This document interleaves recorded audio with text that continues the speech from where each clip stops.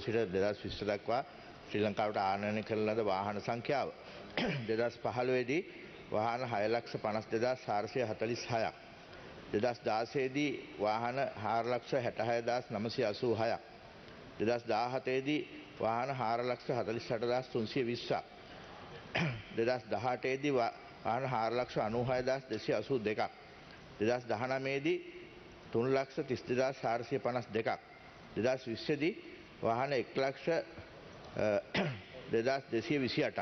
ඒ අනුව ඒ කාල සීමාව තුළ අපි වාහන ලංකාවට ගෙනත් තියෙනවා මේ අවුරුදු කිහිපය තුළ 24,98,714ක් නියෝජ්‍ය කතානායකතුමනි.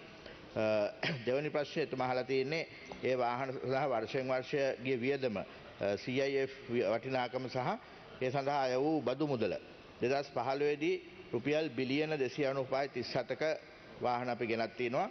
ඒ සඳහා බිලියන 250.06ක බදු ආදායමක් අපි අරන් තියෙනවා. 2016 දී රුපියල් බිලියන 192.32ක වාහන ගෙනත් තියෙනවා. අපි බිලියන 181.03ක් බදු අය කරලා තියෙනවා. 2017 දී බිලියන 204.17ක වාහන ගෙනත් තියෙනවා. අපි බිලියන 186.75ක් බදු අය කරලා තියෙනවා. 2018 දී බිලියන 338.98ක වාහන ගෙනත් තියෙනවා. අපි බිලියන 198.34ක බද්දක් අය කරලා තියෙනවා.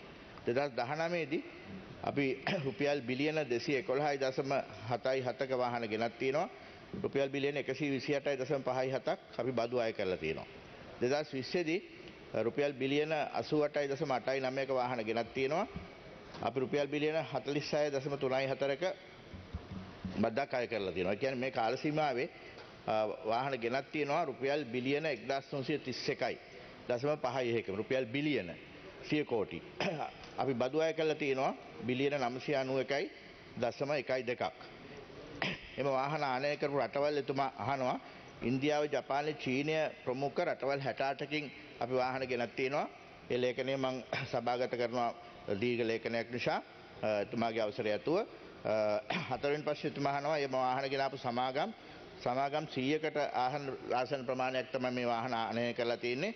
ඒ ලේඛනයත් මම යොමු කරනවා එතුමාගේ සභාගත කරන දීර්ඝ ලේඛනයක් නිසා. විශේෂයෙන්ම මේ පළවෙනි කාරණාව අපේ රටේ ජනගහනය අනුව බැලුවොත් මේ 24 ලක්ෂ වාහන 24,98,714ක් මොන වාගේ තත්ත්වයක්ද නිර්මාණය වෙන්නේ. අපේ ආනයන රටාව සහ පරිභෝජන රටාව සහ ණය ගැනීම රටාව පිළිබඳ හොඳ චිත්‍රයක් මෙතන. අපි ගෙනත් තියෙනවා මේ කෙටි කාලය තුළ 24,98,714ක විදේශීය වාහන. අපේ රටේ සාමාන්‍ය 2,20,00,000ක ජනතාවක් කියලා අපි උපකල්පනය කරොත් නියෝජ්‍ය කතානායකතුමනි මෙයින් අවුරුදු 18ට අඩු පිරිස 13%ක්. අවුරුදු 70ට වැඩි සාමාන්‍ය පිරිස 5%ක්. ඒ කියන්නේ ජනතාවගෙන් 62%ක්. සාමාන්‍යයෙන් 1,36,00,000ක විතර ජනතාවක් තමයි මේ වර්ෂ 5ක් තුළ 24,98,000ක් වාහන ගෙනත් තියෙන්නේ. ඒ කියන්නේ හැම මේ 5 දෙනෙකුටම එක්කෙනෙක් මේ වර්ෂ 5 තුළ විදේශයෙන් වාහනයක් ගෙනත් තියෙනවා. අපේ ඩොලර් ගිහින් තියෙනවා. මේවා 75%ක් 80%ක්ම බැංකු ණය මත ගත වාහන. ඉතින් මේක අපේ පරිභෝජන, අපේ ආනයන, අපේ විනිමය වැය කිරීම රටාව පිළිබඳ හොඳ චිත්‍රයක් නිර්මාණය කරනවා. දෙවැනියට එතුමා අහපු කාරණාව තමයි මේ ඩොලර්ස් භාවිතා කරලා වාහන ගේන්න සහ බදු ගෙවන්න. අපි ඒ ගැන මේ යෝජනාව ඉතා වැදගත්. එතුමා ඉදිරිපත් කරා මීට පෙර.